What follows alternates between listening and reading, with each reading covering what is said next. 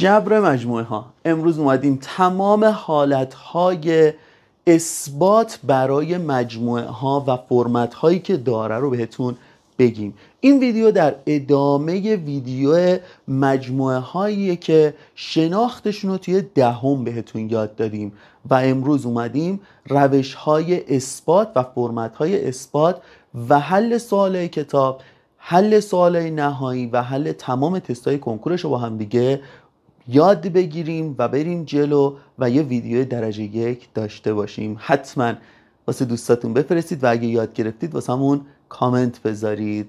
بریم کارمون رو سریع شروع کنیم. گفتم این ویدیو در ادامه اون ویدیو و برای بچه های رشته ریاضیه که آمار احتمال دارن و اثبات های جبر مجموعه ها رو دارن. بریم ببینیم داستان به چه صورتیه. اول در مورد تعداد زیر مجموعه های یک مجموعه صحبت کنیم. ما میدونیم اگر یک مجموعه ای داشته باشیم که مثلا 3 تا عضو داره، تعداد زیر مجموعه هاش میشه 2 به توان 3. تعداد زیر مجموعه ها کلن بود 2 به توان n تعداد عضوای اون مجموعه. پس یه مجموعه 5 عضوی 2 به توان 5 تا زیر مجموعه داره، یه مجموعه 10 عضوی 2 به توان 10 تا زیر مجموعه داره و به همین صورت. من میخوام زیر مجموعه های آ رو بنویسم. اولیش تهی، یعنی مجموعه‌ای که هیچ عضوی نداره، تهی زیر مجموعه آ. تک عضویاش من مجموعه آ رو در نظر بگیرم، مجموعه بی رو در نظر بگیرم و مجموعه سی رو در نظر بگیرم، اینا همشون زیر مجموعه های تک عضوی آ. حالا بیام دو عضویا آ و بی رو در نظر بگیرم، زیر مجموعه آ و سی رو در نظر بگیرم، زیر مجموعه آ. بی و سی رو در نظر بگیرم، زیر مجموعه آ. خب و آخریش خود مجموعه آ، یعنی آ و بی و سی که میدونیم هر مجموعه زیر مجموعه خودشه. پس ما 8 تا زیر مجموعه برای این مجموعه نوشتیم. حالا اگر من بیام تمام این زیر مجموعه هایی که نوشتم، یعنی از تهی گرفته تا همینجوری بنویسم، تهی رو بنویسم، مجموعه آ رو بنویسم و به همین صورت 8 تا زیر مجموعه‌ای که نوشتم رو بذارم توی مجموعه، اسمش میشه مجموعه توانی. با پی نشونش میدن. پی آ یعنی مجموعه توانی آ، یعنی مجموعه ای که تمام زیر مجموعه های آ رو داره. پس مشخصه اگه به ما بگه یه مجموعه 4 تا عضو داره، مجموعه توانیش چند تا عضو داره، سریع میگیم به تعداد زیر مجموعه هاش، یعنی 2 به توان 4، یعنی 16 تا عضو مجموعه توانی ما داره. با دقت به این مجموعه نگاه کنید. میگه مجموعه آ یه دونه عضو آ داره، یه مجموعه آ داره، یه دونه هم عضو تهی داره. پس مجموعه آ 3 تا عضو داره. حالا به ما گفته که بیا همه زیر مجموعه هاشو توی مجموعه بنویس. اسم اون مجموعه چیه؟ مجموعه توانی، پی آ. شروع میکنیم تمام زیر مجموعه هاشو مینویسیم. اول میگم تهی زیر مجموعه همه مجموعه ها. اینو با اینی که اینجا به ما داده قاطی نکنینا. ما هر کدوم از مجموعه هایی که هر کدوم از عضو هایی که بهمون اینجا میده، اگر بخوایم به عنوان زیر مجموعه در نظر بگیریمشون، باید یه علامت مجموعه بهش اضافه کنیم. پس با دقت اینجا رو نگاه کنید. تهی رو نوشتم، میگم آ میخواد زیر مجموعه باشه، میره توی مجموعه. میگم مجموعه آ میره توی علامت مجموعه دیگه. دیدین چه جوری نوشتم؟ اینجوریه که زیر مجموعه ها رو می نویسیم. میگم مجموعه تهی، حالا دو عضویاش مجموعه آ و مجموعه آ، مجموعه آ و تهی، مجموعه دیگه چی موند؟ مجموعه آ و تهی. پس تهی رو نوشتم، تک عضویاش رو نوشتم، دو عضویاش رو نوشتم، 3 عضویش هم می نویسم. 3 عضویش هم که میشه آ، مجموعه آ و تهی، یعنی دقیقاً خود مجموعه‌مون. پس تمام زیر مجموعه های یه مجموعه رو داخل مجموعه‌مون نوشتیم، اسمش شد مجموعه توانی. به این صورت. بریم یه سوال از کتاب از این داستان حل کنیم. سوال قشنگیه، تو تستای کنکور هم چند بار این سبک سوالو داشتیم. میگه مجموعه متناهی آ را در نظر بگیرید. خب پس مجموعه آ من نمیدونم یه تعدادی عضو داره، مثلا n تا عضو داره، متناهیه دیگه، تعدادش مشخصه. میگه اگر 2 عضو به آن اضافه کنیم، پس اگه 2 عضو بهش اضافه کنیم تعداد عضواش میشه چی؟ میشه n به علاوه 2 عضو. اول n تا عضو داشته، 2 تا عضو اضافه کردیم شده n به علاوه 2 عضو. خب میگه تعداد زیر مجموعه هاش 48 واحد افزایش مییابد. یعنی چی؟ یعنی بچه ها من اگر یه مجموعه ای که n به اضافه 2 تا عضو داره زیر مجموعه هاشو بخوام چی میشه؟ 2 به توان n به علاوه 2. اگه یه مجموعه ای که n تا عضو داره تعداد زیر مجموعه هاشو بخوام چی میشه؟ 2 به توان n. گفته که این 48 تا از این عضو بیشتر داره، یعنی این منهای این میشه 48.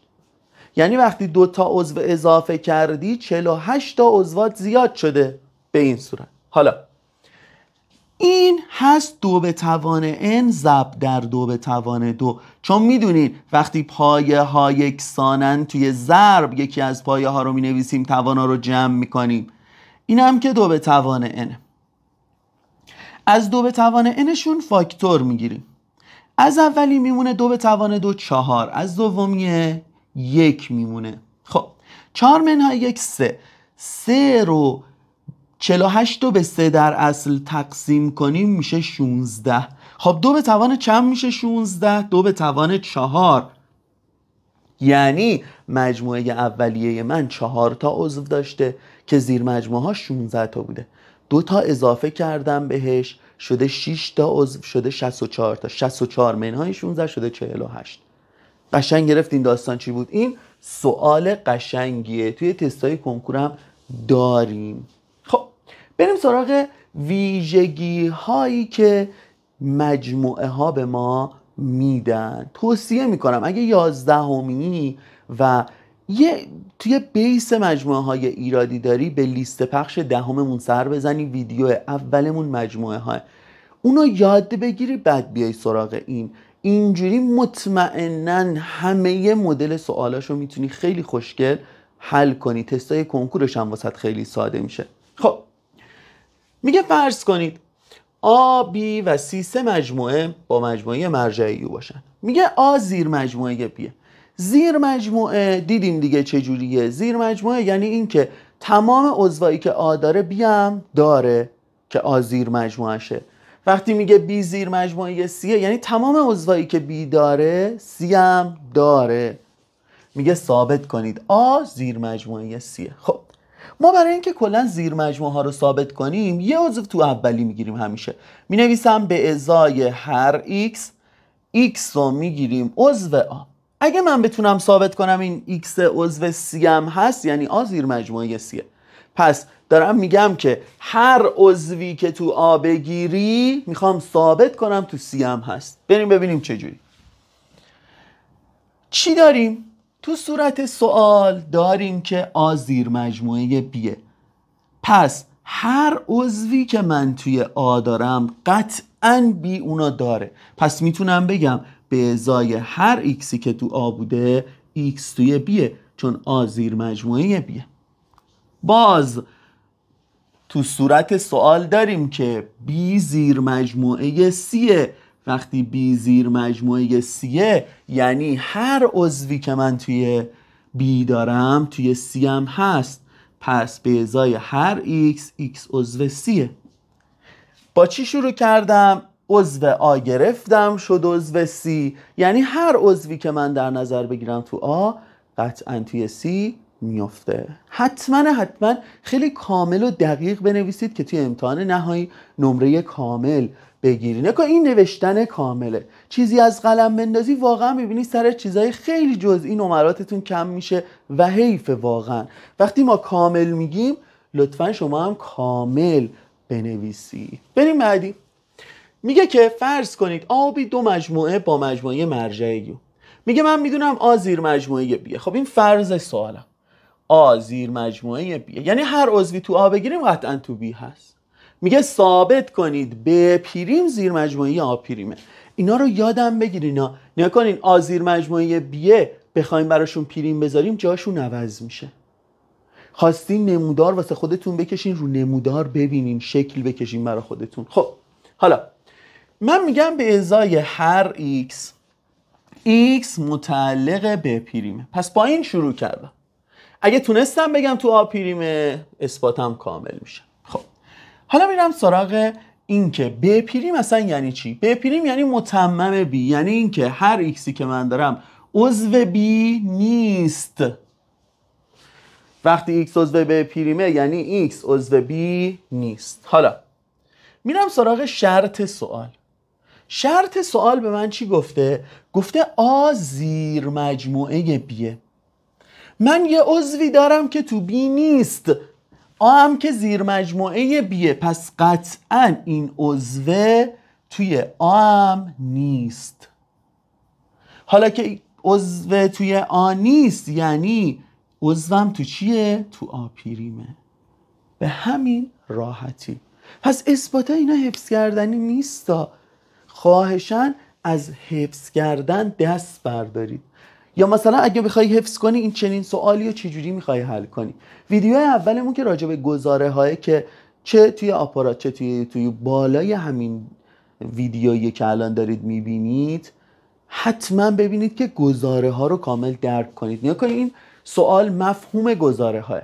میگه به ازای هر مجموعه دلخواه مانند آ مجموعه مرجعی ثابت کنید تهی زیر مجموعه آ. میخوایم ثابت کنیم تهی زیر مجموعه همه مجموعه های ما. تهی زیر مجموعه همه مجموعه های ما. خب من چیکار میکنم؟ یه جورایی میرم سراغ برهان خلف. یعنی میدونم تهی عضوی نداره دیگه، میگم فرض میکنم یه ایکسی وجود داشته باشه یا به ازای هر ایکسی که تو تهی باشه میخوام ثابت کنم که ایکس توی آ هم هست. پس این شد فرض سوالم، این شد حکم. ببینید چقدر راحته، چقدر مفهوم ساده ای داره تو گزاره ها. توی گزاره ها وقتی راجع به پی آنگاه کیو صحبت می کردیم می گفتیم اگه گزاره اول نادرست باشه به انتفاع مقدم این گزاره درسته، چون اولیه اتفاق نیفتاده، اولیه هنوز غلطه. نگاه کنید ما اولیه چی نوشتیم؟ ایکسایی که تو تهی هن. مگه عضوی داره تهی؟ یعنی گزاره اول من، همین اول داستان گزاره اول من غلطه. چون گزاره اولم غلطه میگیم چی؟ میگیم به انتفاع مقدم چیه داستان؟ حکم درسته. چون گزاره اولمون غلطه حکممون درسته. به همین راحتی. برای مجموعه های آ و بی گفته که ثابت کنید همیشه آ زیر مجموعه آ اجتماعی با بیه. باشه میگیم به ازای هر x عضو آ باشه.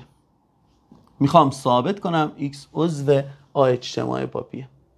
خب ما میدونیم که وقتی داریم x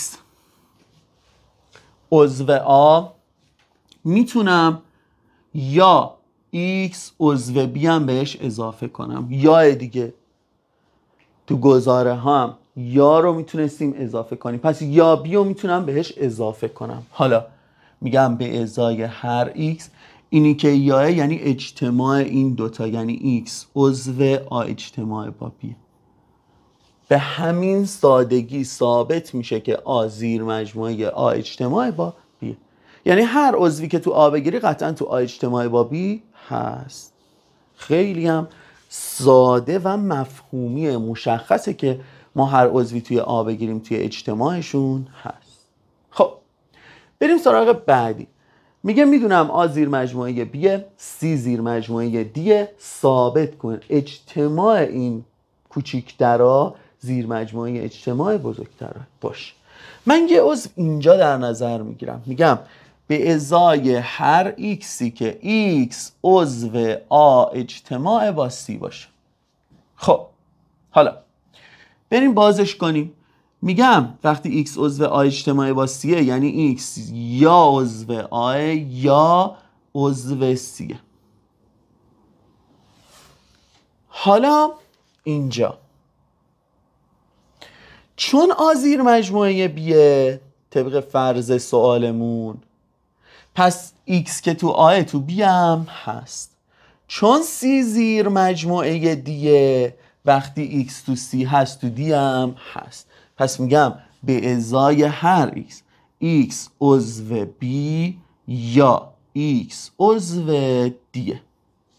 این هم که میتونیم تبدیلش کنیم به اجتماع، پس میگم x عضو b اجتماع با d. به همین سادگی. اثباتایی که دارین واقعا راحته، الکی برای خودتون دغدغه درست نکنید. توی آمار احتمال مثل آب خوردن میشه نمره 20 گرفت، مثل آب خوردن.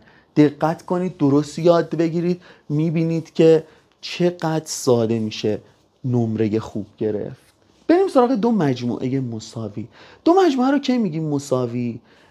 اول این که عضوهاشون تعداد برابر داشته باشن. مثلا اگه این 1 2 3 بیام دقیقاً 3 تا عضو داشته باشه، دقیقاً 3 تا، تعداد برابر.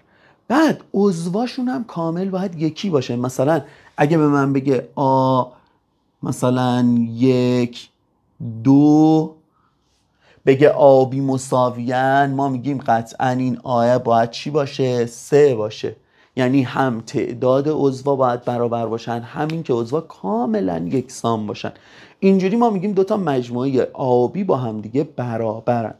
سوال ببینین ازش، تمرین کتابتون رو ببینین. میگه فرض کنید آ مجموعه 1 و 2، کدام یک از مجموعه های زیر با آ مساوی است؟ کدام یک که یه دونه نیست، فکر کنم 2 تا بود. خب ببینید میگه ایکسای عضو اعداد گویا که x2 منهای 3x به علاوه 2 صفر باشه. خب من اینو معادلش رو حل کنم. x رو تو هر دو تا پرانتزمون بنویسیم، دنبال دو تا عدد میگردیم، ضربش 2 باشه، جمعش منفی 3 باشه، یعنی x میشه 2، x میشه 1. آیا این اعدادی که به دست آوردیم اعداد گویایی هستن؟ بله. پس این مجموعه من دقیقاً میشه مجموعه 1 و 2 که کاملا با آ برابره. دومیشو ببینید، میگه ایکسای عضو اعداد حقیقی بین 1 و 2. ما اینجا بی نهایت تا عدد داریم، 1 داریم، 1 و 1 دهم داریم، 1 و 2 دهم داریم، 1 و 5 دهم داریم، 1 و 7 دهم داریم، بی نهایت تا عدد داریم. این اصلا یه مجموعه نامتناهی، مشخصا نمیتونه با اون مجموعه من که 2 تا عضو داره برابر بشه. بریم سراغ پ. 2x2 به علاوه 3x به علاوه 1 شده چی؟ 0. میگه x هایی که عضو اعداد گویان.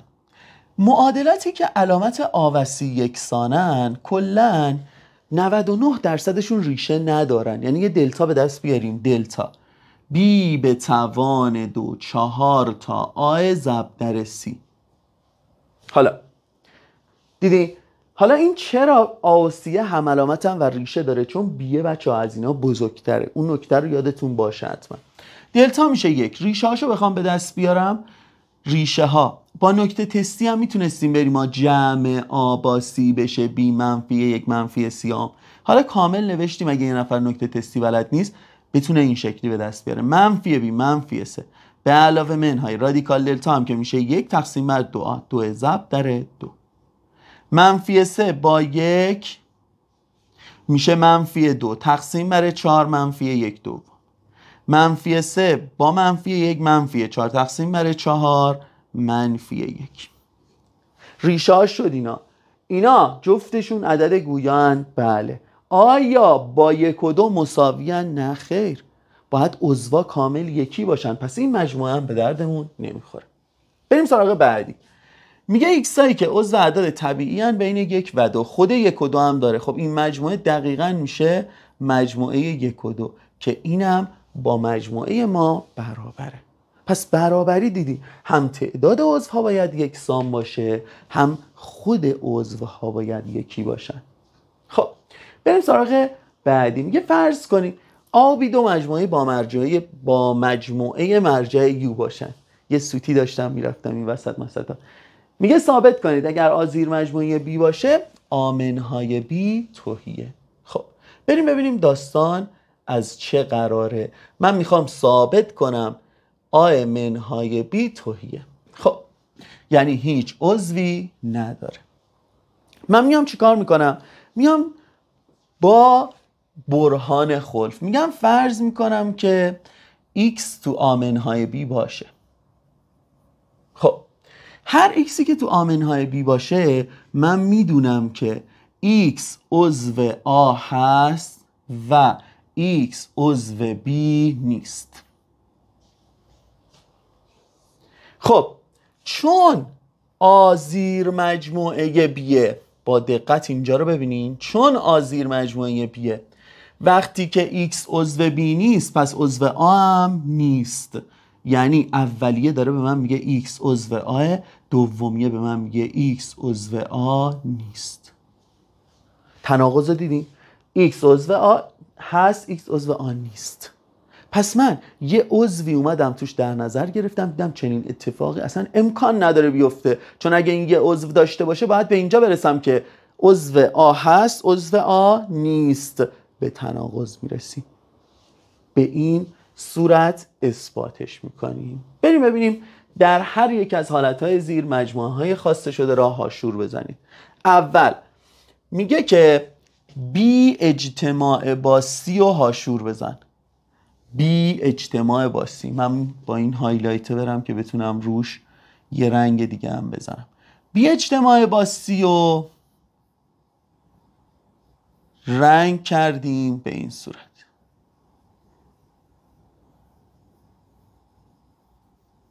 این اجتماع بی و سی. نقاشیمون هم خوب نیست متاسفانه. خب این اجتماع بی و سی. حالا میگه اینو با آ اشتراک بگیر. با آ بخوایم اشتراک بگیریم کجاها میمونه برامون؟ به این صورت. با آ اشتراک بگیریم میشه اینجا. دیدین؟ پس این قسمت آبیه میشه جواب مد نظر ما. حالا بریم سراغ این. میگه اول آ اشتراک با بی رو به دست بیار. چشم. آ اشتراک با بی. آ اشتراک با بی به این صورت. این اشتراک آبی. بعد میگه آ اشتراک با سی هم به دست بیار. اینم آ اشتراکش با سی.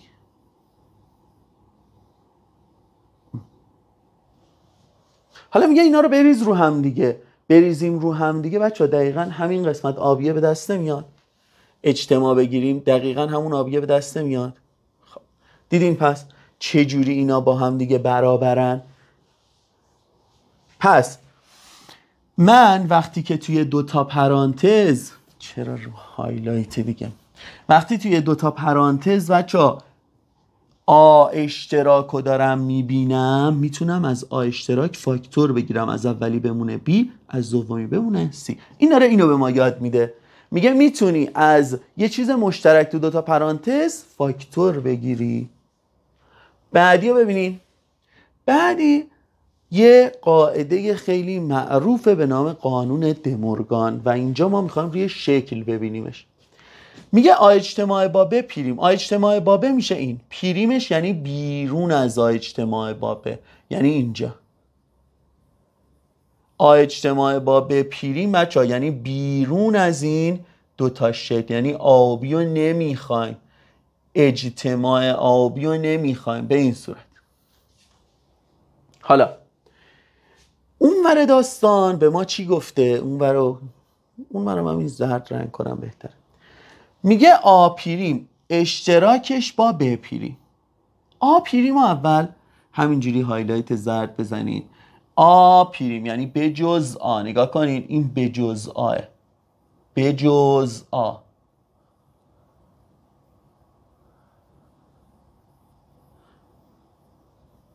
این بجز آ.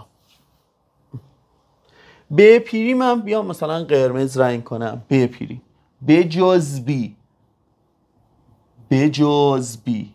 این دفعه دیگه آ رو کامل داریم چون بجز بیه.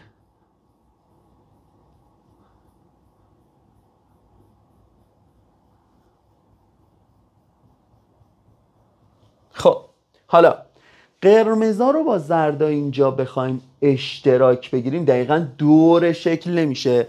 اینجا هم بچه‌ها دیدیم که دقیقاً دور شکل شد. یعنی داره به ما میگه که اگه توی یه پرانتزی خواستین پیریمتون رو ببرین داخل پرانتز، یعنی تک تکشون پریم بگیره، علامت بینشون اجتماع میشه اشتراک، اشتراک میشه اجتماع. واسه یه تفاضل رابطه نداریم. اجتماع میشه اشتراک، اشتراک میشه اجتماع. بریم ببینیم یه سری از رابطه هایی که میتونیم اثباتشون کنیم و گفته با مثال درستیشون رو ببین. میگه فرض کنیم مجموعه مرجع 1 تا 6 باشه. A 1 2 3 B 3 4 5 C هم 1 2 5 6. میگه تساوی ها رو بررسی کن. اشتراک خاصیت جابجایی داره بچه‌ها. ببینین اشتراک خاصیت جابجایی داره. اومده به ما گفته آ اشتراک با بی با بی اشتراک با آ برابره. خب آ اشتراک با بی رو حساب کنم، اشتراک آ و بی چی میشه؟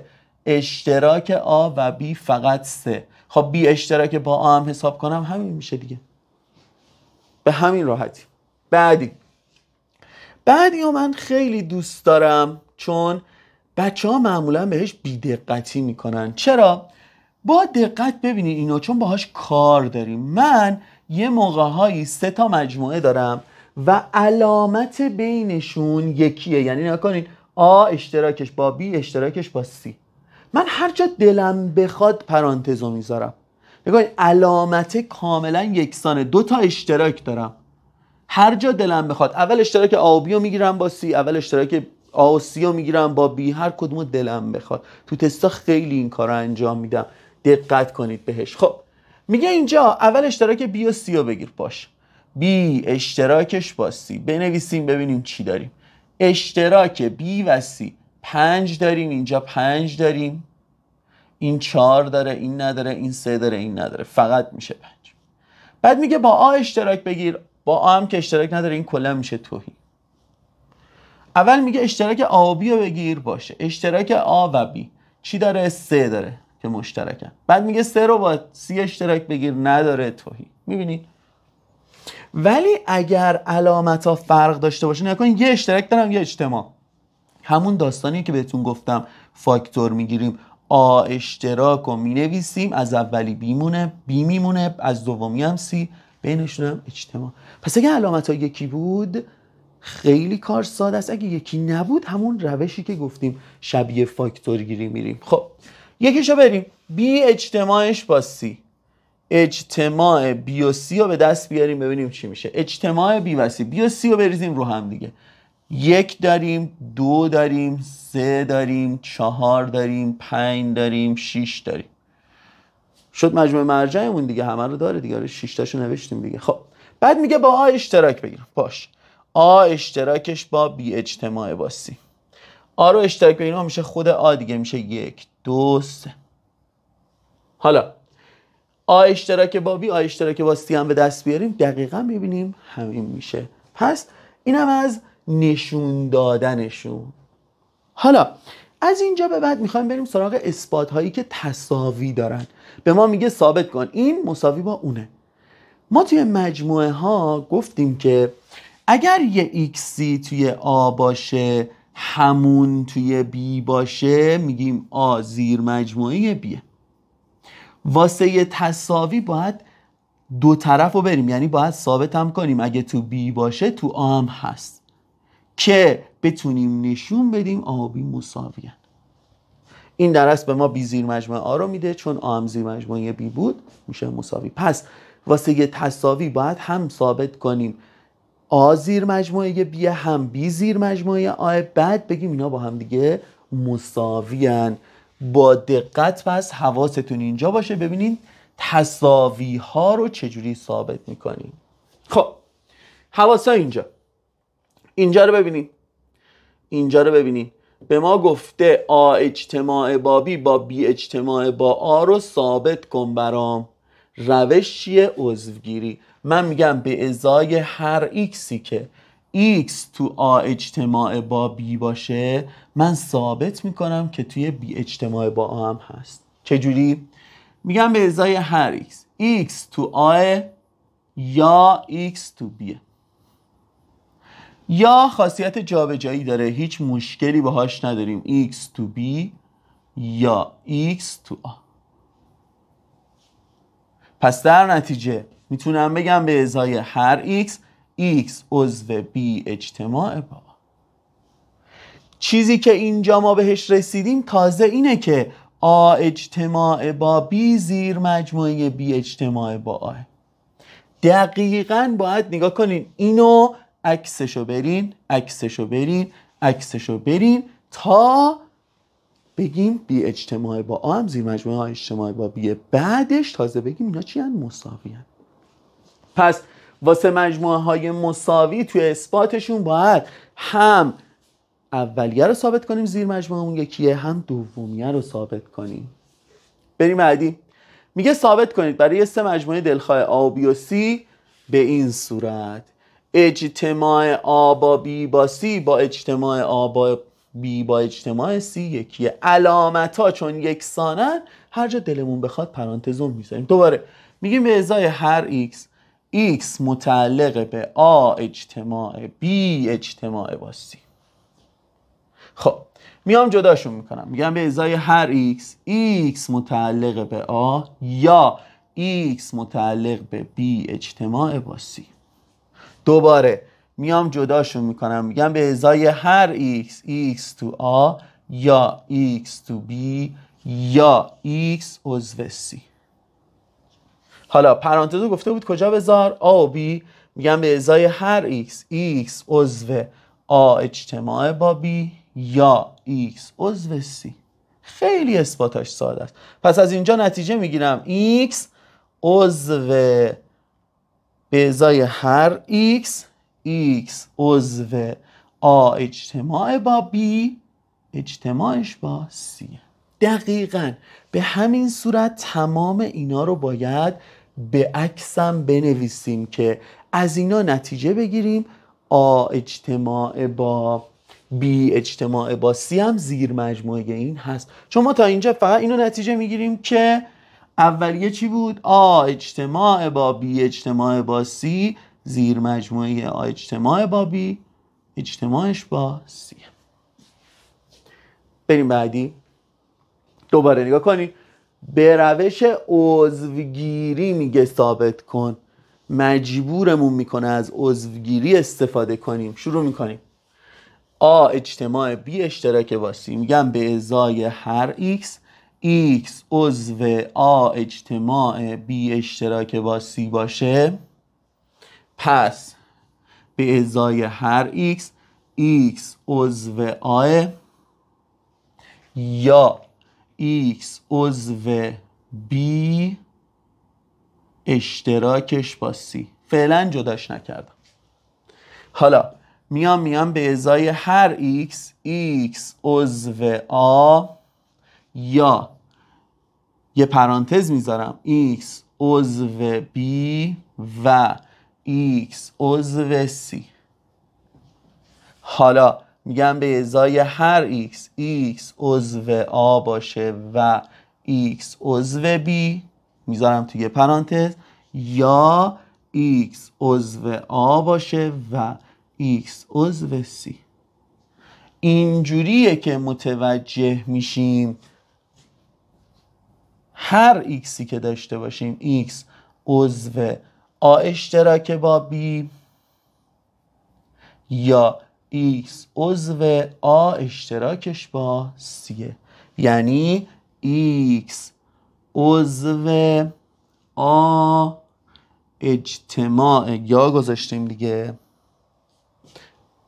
آره وسطشون آ اجتماع باید میذاشتیم. آره اینا رو باید یا میذاشتم من، چرا و گذاشتم و یا رو جا به جا گذاشتم خراب شد که. خب دیدین درست کردنش همینقدر ساده.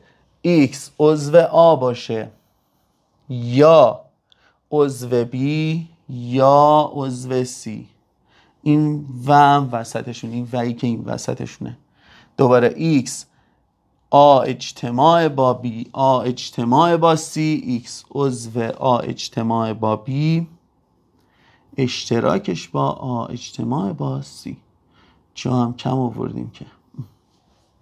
خب اینم از این. و دقیقاً عکس همینم باید بریم که قضیه‌مون کامل ثابت بشه. یعنی همه اینا رو باید به صورت برگشتش هم بنویسیم.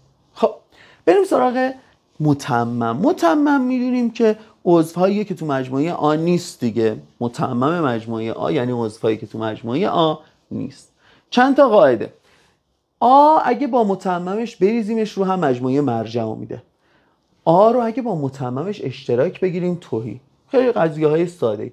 آ رو اگه با مجموعه مرجع بخوای بریزی رو هم خب میشه مرجع. آ رو اگه بخوای با مجموعه مرجع اشتراک بگیری میشه آ. خیلی ساده و مفهومی. حالا با توجه به این چیزایی که داریم میگه ثابت کن. باش بریم ببینیم چیا رو میتونیم ثابت کنیم اینجا. با دقت اینجا رو ببینیم. آ اجتماع با بی، اشتراکش با ب پریم اجتماع با آ. من سریع میبینم دو تا آ اجتماع دارم، اینجا و اینجا آ اجتماع دارم، پس از آ اجتماعش فاکتور میگیرم. از پرانتز اول بی میمونه اشتراکش با، از پرانتز دوم ب پریم. اشتراک یه مجموعه با متممش اصلا اشتراک نداره، میشه تهی. آ رو اگه بخوایم با تهی اجتماع بگیریم میشه چی؟ آ. به همین راحتی.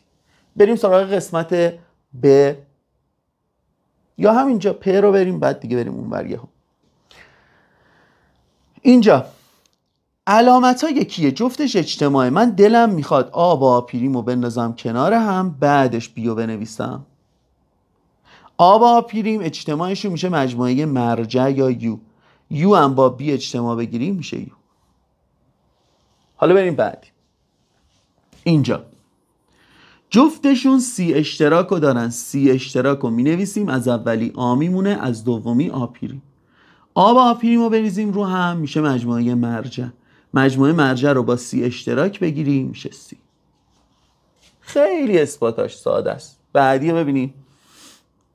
آ منهای بی مساوی آ اشتراک با ب پریم.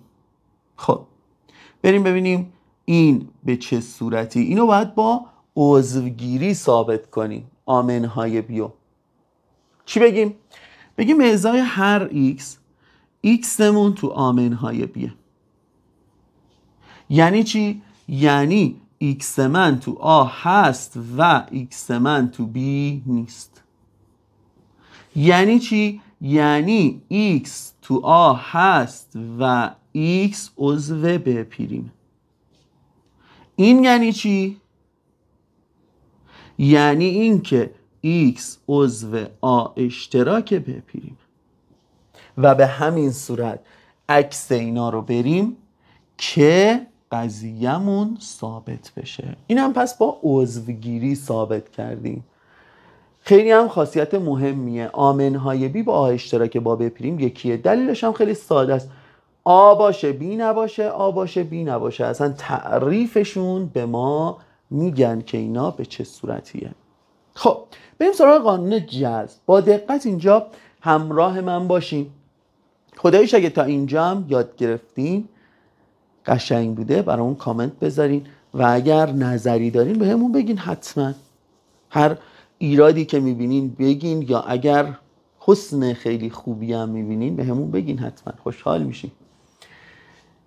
ما میدونیم که اگه آ زیر مجموعه بی باشه، زیر مجموعه ها رو توی شکل اینجوری میکشیم. این بزرگه، این کوچیکه. وقتی آ زیر مجموعه بیه، اگر من اشتراک آ رو با بی بخوام خب میشه کوچیکه. این کوچیکه میشه اشتراک آ و بی. اگر نه اجتماع آ و بی رو بخوام، اجتماع میشه بزرگه، یعنی میشه خود بی. اینی که علامت زدم بی منهای آ بوده، خود بی. پس وقتی یه مجموعه کوچیک‌تر از اون یکیه، اشتراکشون میشه کوچیکه، اجتماعشون میشه بزرگه. حالا ببینین قانون جذب همینو داره میگه. میگه که آ اشتراک با بی و آ، این دوتا مجموعه من، اینا با همدیگه یه رابطه ای دارن. میگه آقا کدوم کوچیک‌تره؟ خب مشخصه آ اشتراک بابی از آ کوچیک‌تره. من یه مجموعه کوچیک‌تر رو دارم با مجموعه آ. خب اجتماعشون نمیشه خود آ، چون آ اشتراک بابی زیر مجموعه آ، مثل همین نکته‌ای که الان گفتیم. آ اجتماع بابی بزرگتره یا آ؟ خب آ اجتماع بابی بزرگتره. بزرگتر کوچیکتر، اشتراکشون کوچیکه اینهاش، چون آ زیر مجموعه آ اجتماع بابیه. اینم از قانون جذب. پس توی قانون جذب یه مجموعه کوچیکتر با یه مجموعه بزرگتر رو میبینین، اشتراکشون کوچیکه، اجتماعشون بزرگه. عبارت رو با دقت نگاه کنید. با دقت عبارت رو نگاه کنین ببینین چجوریه. گفته عبارت رو ساده کنید. خب ببینیم چه خبره تو این عبارتی که ما داریم. با دقت میام اول سراغ این قسمت. یه بی دارم، یه اجتماع آبی دارم. بی داریم با اجتماع آبی. خب میدونیم بی از اجتماع آبی چیه؟ کوچیکتره، اشتراکشون کوچیکه. این شد این پرانتز.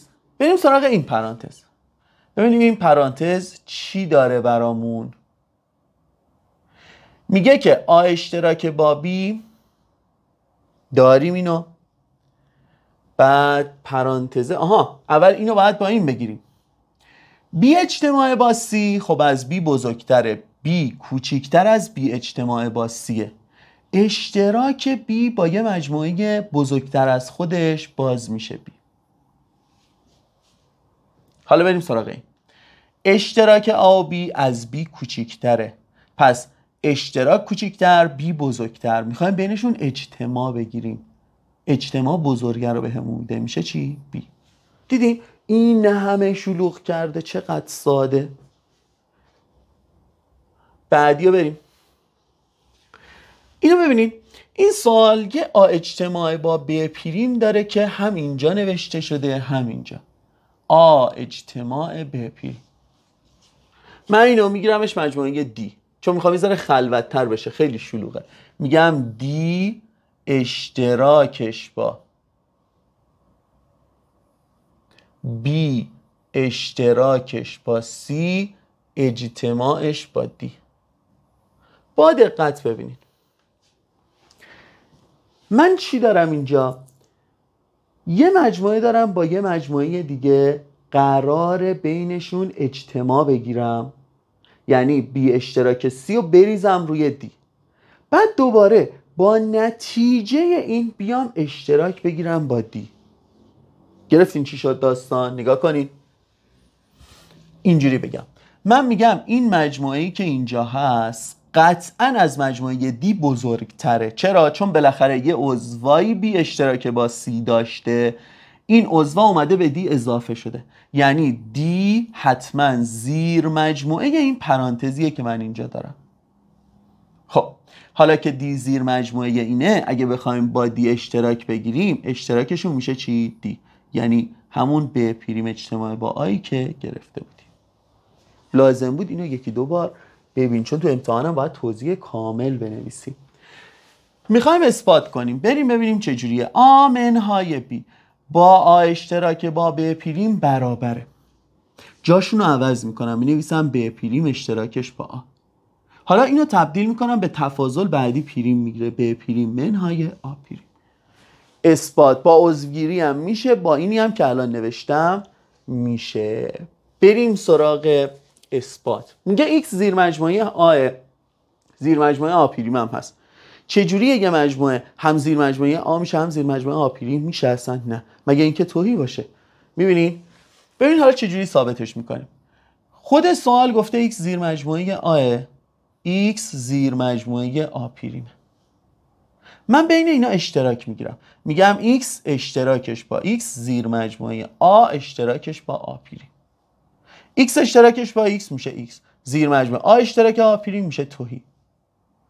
چه مجموعه زیر مجموعه توهیه؟ فقط خود توهی. هیچ مجموعه نمیتونه زیر مجموعه توهی باشه بجز خود توهی. اینم از اثباته. بریم سراغ بعدی. آ منهای بی اشتراکش با بی منهای آ، میگه ثابت کن تهیه. شکل ببینیم، شکل ببینیم. آ بی، آ منهای بی اینجا، بی منهای آ اینجا. اینا با هم دیگه اشتراک دارن؟ نه. اشتراکشون چی میشه؟ تهی. خب میتونیم ثابتش هم کنیم، اثباتش هم کاری نداره. با عضوگیری، یه عضو بگیریم تو این عضو من تو آ منهای بی هست، تو بی منهای آ هم هست. بذارین با عضوگیری هم بریم ببینین با عضوگیری چجوری میتونیم اینو ثابت کنیم. میگیم به ازای هر x عضو آ منهای بی اشتراک با بی منهای آ. خب x ما چجوریه؟ عضو آ هست و عضو بی نیست، این اولی، و x عضو بی هست و x عضو آ نیست. میبینی چقدر راحت؟ حالا x عضو آ هست، عضو آ پریم نیست. چون علامت بینشون همه وه، من میتونم اونا رو بذارم کنار هم. میگم x عضو آ اشتراک آ پریمه. آ اشتراک با آ پریم چی میشه؟ تهی. یا x عضو b اشتراک ب پریمه، چی میشه؟ تهی. x عضو تهی باشه یعنی چیه؟ یعنی تهیه. یه جور دیگه هم میشد ثابتش کنیم و با اشتراک هم میشد که به این صورت بریم. اینم با من همراه باشید، این مدلی هم بنویسم. آقا عضوگیری نمیخوام برم، خوشم نمیاد. ببینید این به من میگه آ اشتراک ب پریم اشتراکش با بی اشتراک با آ پریم. چون همشون اشتراکه، من آ رو میذارم کنار آ پریم، بی هم میذارم کنار ب پریم. آ اشتراک با آ پریم تهی، بی اشتراک با ب پریم تهی، تهی اشتراکش با این تهی. اینم یه روش دیگه واسه اثباتش. بریم بعدی. میگه اجتماع آ بی منهای سی با این یکیه. خب من میگم آ اجتماع با بی، اینو تبدیل میکنم به اشتراک، بعدی پریم بگیرم. حالا این مساویه چی میشه؟ این میشه آ اشتراک س پریم اجتماعش با بی اشتراکش با س پریم. یه بار پس آ رو با س پریم نوشتم، یه بار بی رو با س پریم نوشتم. این آ منهای سی، این یکی بی منهای سی. به همین راحتی ما همیشه میتونیم داشتی عدسه می اومد نیم ببخشید، ما همیشه میتونستیم اشتراک رو تبدیل کنیم به تفاضل، بعدی پریم بگیره، یا به عکسش تفاضل رو تبدیل کنیم به اشتراک، بعدی پریم بگیره، و از این قاعده اینجا استفاده کردیم. بعدیش آ منهای بی رو می نویسم آ اشتراک ب پریم اجتماعش با آ اشتراک با بی اجتماعش با بی اشتراک آ پریم. خب این آ اشتراک ب پریم بی اشتراک آ پریم، این دوتا دیدین دیگه خود آ منهای بی با بی منهای آ هیچ اشتراکی با هم نداره. آ منهای بی با بی منهای آ هیچ اشتراکی با هم دیگه ندارن. خب حالا من میخوام چیکار کنم؟ من میخوام ببینین اول مفهومش رو درک کنین. من یه دونه آ منهای بی دارم اینجا، بی منهای آ دارم اینجا، آ اشتراک با بی دارم اینجا. اینا رو همه رو بریزیم رو هم میشه کل آ اجتماع با بی دیگه، همین چیزی که میخوایم ثابت کنیم. حالا چجوری این کار رو انجام بدیم و چجوری اثباتمون رو بنویسیم؟ بریم ببینیم داستان به چه صورتیه. آ اشتراک با ب پریم داریم، آ اشتراک با بی داریم. این دوتا جفتشون آ اشتراک رو دارن. از اولی میمونه ب پریم، از دومی میمونه بی. بی و ب پریم رو بریزیم رو هم میشه مجموعه مرجع، مجموعه مرجع با آ میشه خود آ. پس آ اجتماع با بی اشتراک آ پریم. یه بار آ رو میگیریم اجتماع با بی، اشتراکش با، یه بار آ رو اجتماع میگیریم با آ پریم. آ با آ پریم مجموعه مرجع، مجموعه مرجع با یه مجموعه کوچیک‌تر میشه آ اجتماعش با بی. اینم از اثبات این رابطه. میگه با استفاده از قوانین جبر مجموعه ها درستی رابطه رو بررسی کنید. باشه، آ منها رو میکنیم اشتراک، بعدی پریم بگیره، یه پریم هم بیرونه. قانون دمورگان چی میگفت؟ میگفت میخوای پریم بذاری روشون، پریم کن، باشه مشکلی نداره، فقط علامت بینشون عوض میشه، اشتراک میشه اجتماع، اجتماع میشه اشتراک. آ رو دیدین پریم کردم، نوشتم آ پریم ب، چون دوبار پریم میشه خودش، چون دو بار متمم میشه خودش. بعدی رو بریم. آ اشتراک به پریم اشتراک با سه پریم، چون علامت ها یکیه هر جا دلم بخواد پرانتزو میذارم آ اشتراک با سه پریم اشتراکش با ب پریم. حالا اشتراک رو تبدیل میکنم به تفاضل منهای پی. خیلی خفن و درجه یک. بعدیش دوباره به همین صورت میگم آ اشتراکش با بی اشتراک با سی پریم، منها رو کردم اشتراک، بعدی پریم گرفت. این که پریم گرفت یعنی میشه ب پریم اجتماعش با سه پریم. حالا میشه آ اشتراکش با ب پریم مساوی هم بذارم قشنگ، اجتماعش با آ اشتراک با سه پریم.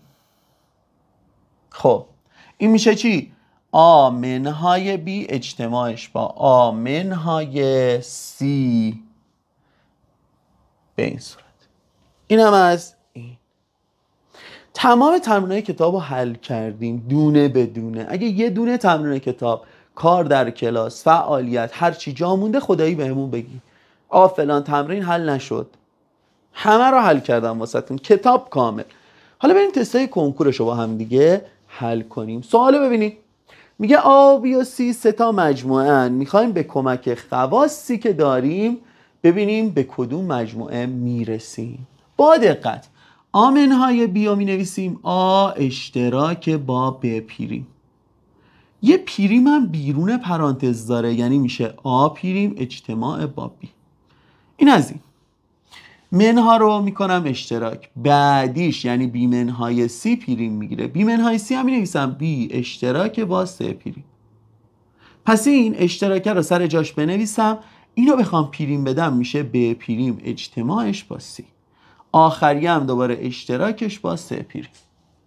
حالا فعلا اینو میخوام حساب کنم، یعنی با این پرانتز اولیه کاری ندارم، با این ب پریم یه بار اشتراکش رو با سه پریم می نویسم، اجتماعش باست، یه بارم سی رو اشتراکش رو با سه پریم می نویسم.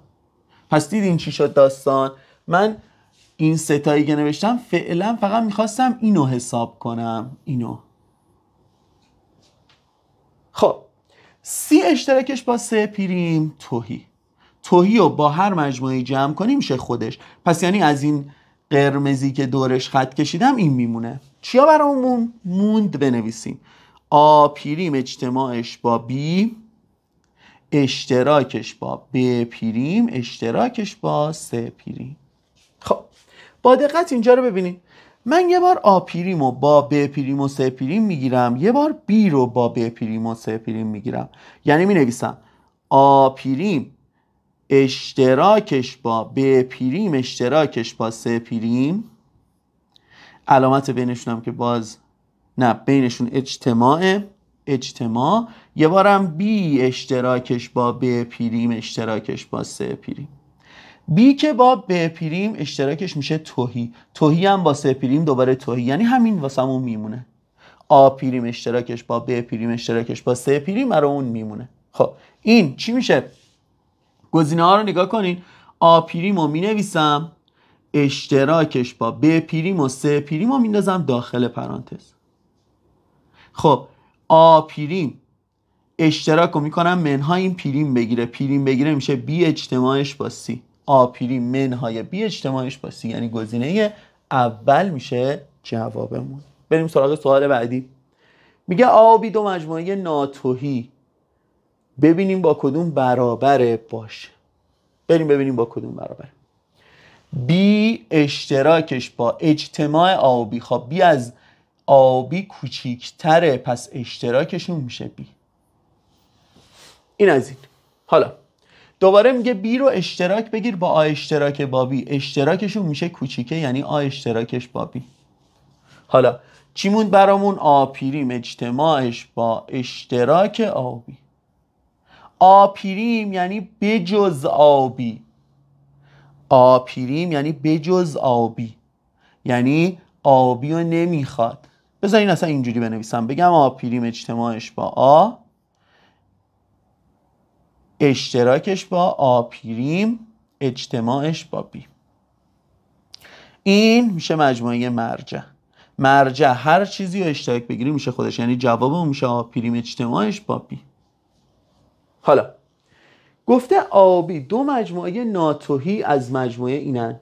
خب ببینیم حالا این با کدوم گزینه برابره. گزینه یک رو نگاه کنیم. این مگه گزینه یکمون آ اشتراک ب پریم پریم نیست؟ حالا پریمش رو اگه اعمال کنیم نمیشه آ پریم اجتماعش با بی؟ خود این نیست. پس یعنی گزینه اولمون بود که به این صورت نوشته بود. بریم سراغ سوال بعدی. سراسر ریاضی 1400 که یکی از خوشگل ترین سوال ها از مجموعه ها. میگه فرض کنید مجموعه مرجع باشه اجتماع آ و بی.